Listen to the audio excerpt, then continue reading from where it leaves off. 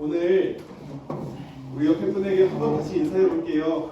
예수님의 이름으로 사랑하고 축복합니다. 예수님의 이름으로 사랑하고 축복합니다. 행복하세요.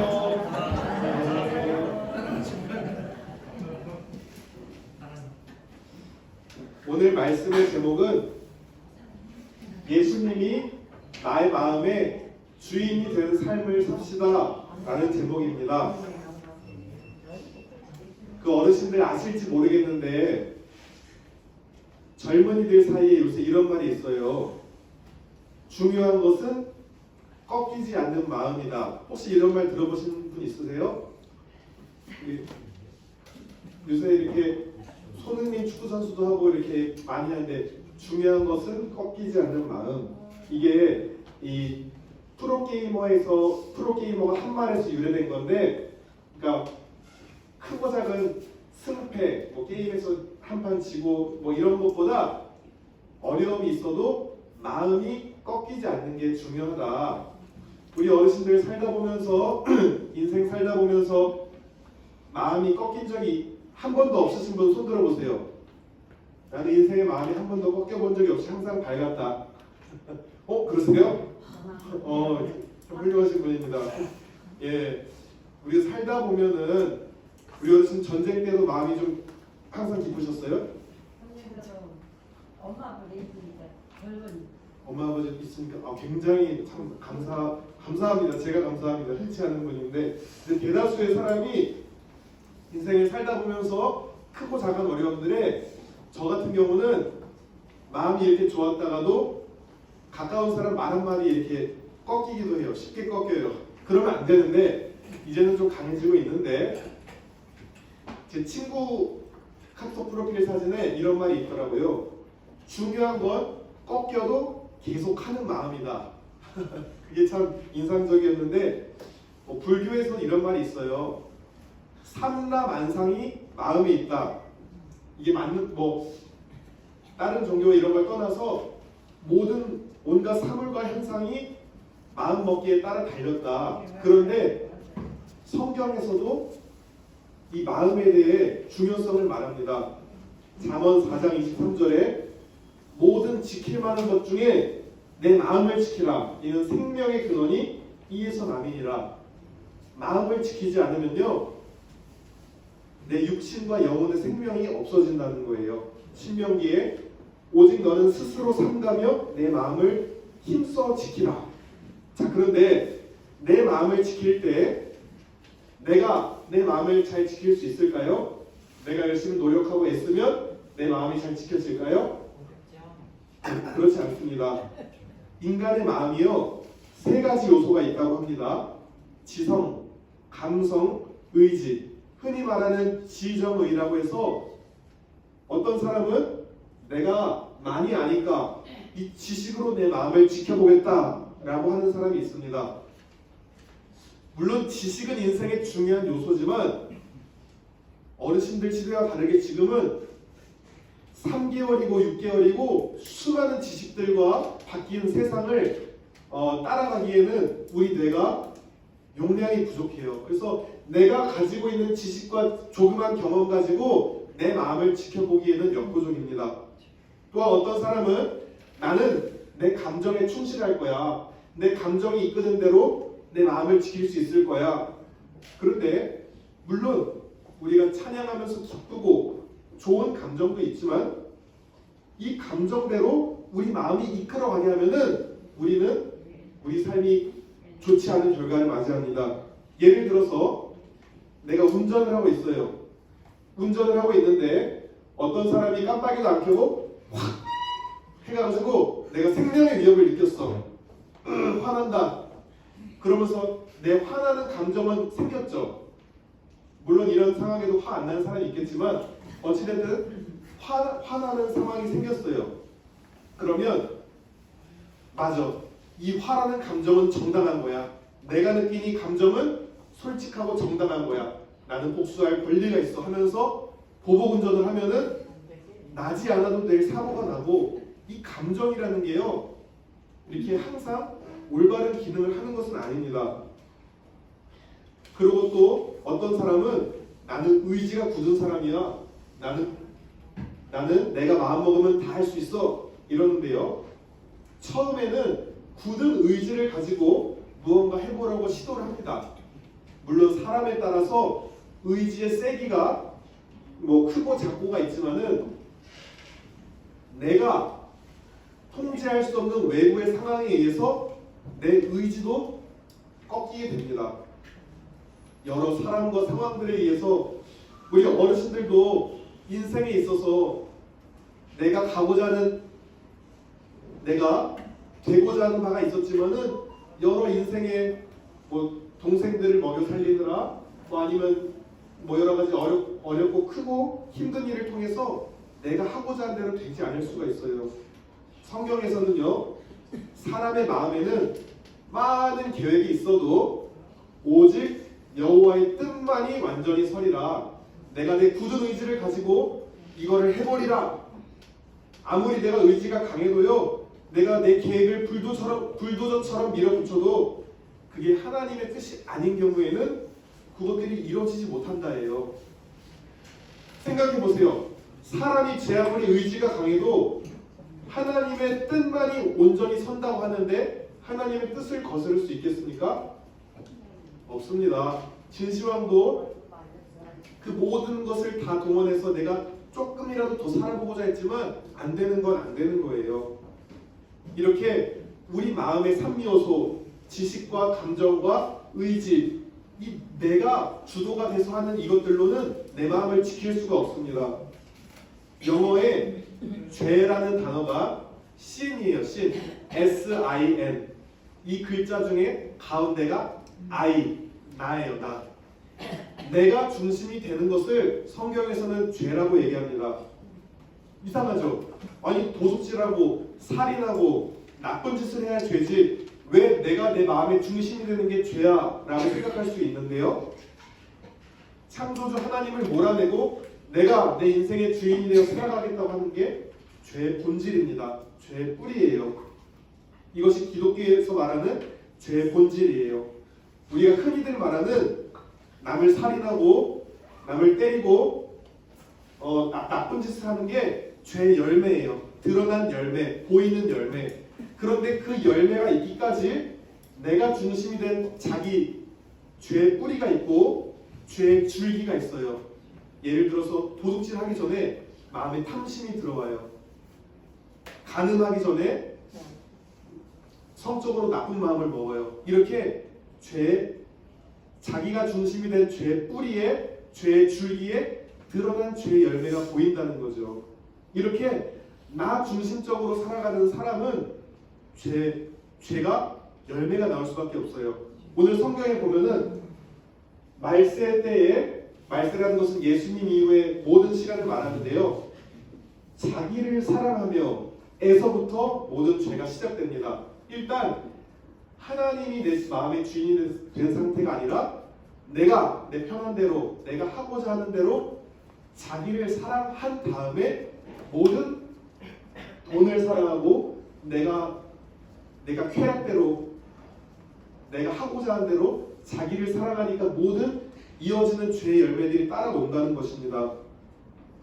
그러면 누가 내 마음을 지켜야 이 마음이 지켜질까요? 나로서는 안 된다는 걸 제가 말씀드렸죠.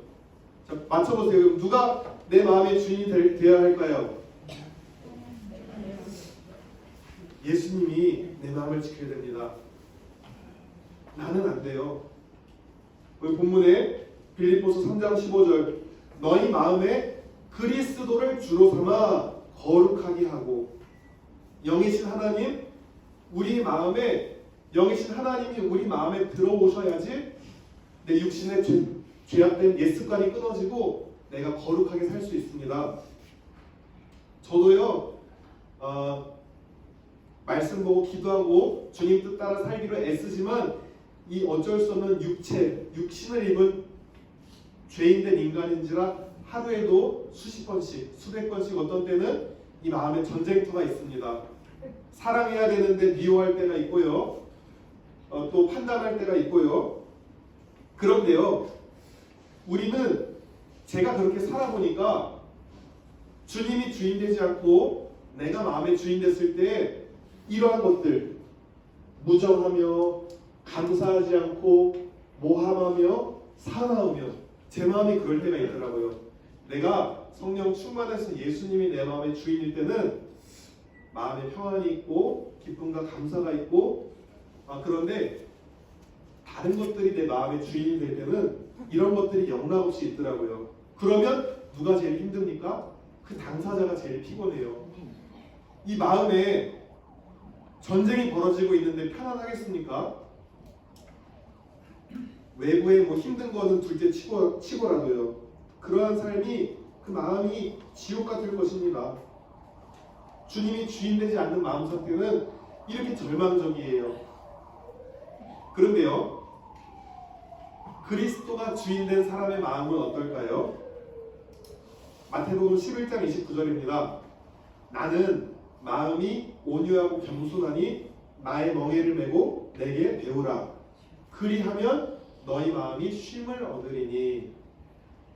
이렇게 각박한 세상에서도요, 온유하고 겸손하신 예수님을 배우면, 예수님을 따라가면 아무리 세상에 힘든 일이 있어도 이 내 마음은 쉼을 얻고 평안하다는 거예요. 내 죄성을 따라서, 세상 가치관에 따라서 나를 사랑하고 내 마음대로 살아가는 게 편해 보이고 좋아 보이지만 그것은 내 마음이 지켜지지가 않는다는 것이에요. 이 세상에서도요, 믿는다는 사람 역시 마음이 지켜지지 않으면 세상 사람들과 똑같이 흔히들 말하는 악의 다툼이라고 하죠. 자신의 이익을 위해서라면 한치의 양보도 없이 싸우는 악의 다툼을 합니다.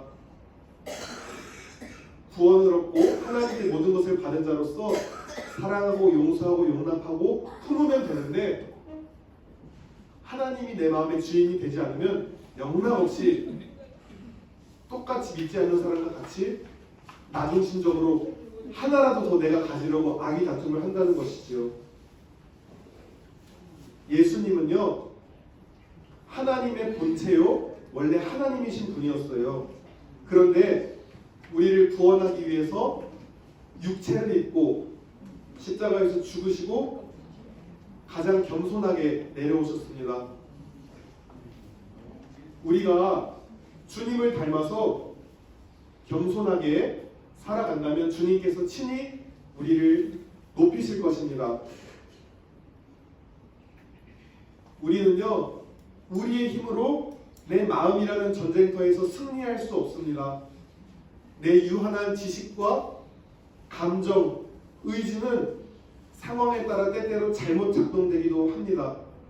그런데 내 마음에 육체의 옛사람이 십자가에 못 박히고 그리스도의 영이 거하는 사람, 그리스도를 주로 삼은 사람들의 마음에는 안식이 있어요. 내가 내 마음이 지옥 같다, 이거는 외부의 상황이 그렇다기보다는 나의 내면을 들여다볼 수 있는 기회라는 것입니다. 하나님이 주시는 마음은 무엇인 줄 아십니까? 디모데후서 1장 7절, 하나님이 우리에게 주신 것은 두려워하는 마음이 아니요 오직 능력과 사랑과 절제하는 마음이니. 하나님이 우리 마음의 주인이 되면요, 두려움과 염려가 사라지고 사랑과 절제와 능력이 임합니다. 우리는요, 우리 안에 예수님을 알기 전에 죄악된 나의 옛 본성은 죽고 그리스도의 영, 하나님의 영이 우리 안에 임해서 우리를 이끌어가면요, 우리의 마음에 쉼을 얻어요. 평강을 얻습니다. 얼마나 감사합니까? 근데 방법이 있어요. 이렇게 내 마음이란 전쟁터에서 승리하기 위해서는요, 말씀과 기도밖에 없습니다. 간단하죠? 오직 예수 그리스도만 바라보시고 말씀 붙들고 기도하는 겁니다. 하나님, 정말 내 마음이 지켜지지가 않습니다. 주께서 제 마음을 주장해 주세요. 다스려 주세요. 간절하게 기도하면은 하나님이 어느새 내 마음에 평강이 찾아오게 됩니다. 언제까지요? 언제까지 기도해야 됩니까? 내 마음에 평강이 찾아올 때까지 주님, 이 지옥 같은 전쟁 같은 마음이 들 때마다 주여 제 마음을 붙들어 주세요. 주의 힘이 아니면 안 됩니다. 주의 영이 충만하게 내 마음 가운데 부어 주세요. 그러면 우리가 이 마음이라는 나의 전쟁터에서 이 나의 마음이라는 전쟁터에서 승리하게 될 것입니다. 아멘. 여기 계신 모든 분들 마음이 그리스도 예수님을 주인으로 삼아서 또 주님을 소망하며 오늘 보면 주님이 주인된 사람의 마음에는요 소망이 생겨요. 아 지금 당장은 아니더라도 하나님이 반드시 공정하게 갚으실 것이야. 그리고 지금도 하나님이 나를 위해서 보이진 않지만 역사하고 계셔. 이러한 소망이 생깁니다. 그리스도를 주인 삼아서 마음의 소망을 가지고 내 마음에 쉼을 얻길 원합니다. 사실요 육체가 쉬고 있는데 이 머리에 신경 쓸 게 있고 막 누구랑 한바탕 하고 나면은 몸은 쉬는데 마음이 쉬는 게 아니에요. 그런 적 있으시죠? 그런 적 있으시죠? 우리 어르신 한 번도 마음이 꺾이지 않았다고 하셨는데 그래도 마음 힘들 때 있으셨죠? 그렇죠? 네. 참 이렇게 우리가 남은 인생이 얼마이든지 이 땅에서 우리 각자의 선한 싸움을 다 싸우고 내 마음을 잘 지켜서 생명을 얻고 영원한 안식에 이를 때까지 이 땅에서 예수님이 주시는 평강과 사랑과 절제의 마음, 성령의 열매가 가득한 가운데 그렇게 살아가시는 우리 모두 다 되시기를 예수 그리스도의 이름으로 축복하며 기도합니다. 네, 기도하시겠습니다. 하나님 아버지 감사합니다. 주의 영으로 충만케 우리 마음을 덮으사 하나님 내 안에 옛 자, 거짓된 자, 또 육체의 것들은 없어지고 주의 영으로 성령으로 충만케 되어 주님이 주시는 쉼과 평강과 기쁨과 능력과 사랑과 절제하는 마음, 성령의 열매들이 가득가득 맺혀내는 그러한 풍성한 삶을 살아갈 수 있도록 인도하여 주시옵소서. 감사드리며 예수님의 이름으로 기도드렸습니다. 아멘. 이제는 우리 주 예수 그리스도의 은혜와 하나님 아버지의 극진하신 사랑과 성령님의 내주 교통 충만 역사하심이 내 마음을 주님으로 주인 삼고 주님이 주시는 평강과 안식 가운데 살아가기로 결단하는 모든 어르신들과 그들을 섬기는 선생님들과 어르신들의 자녀손들과 이 기업 위에 이제로부터 영원토록 함께 계실지어다. 아멘.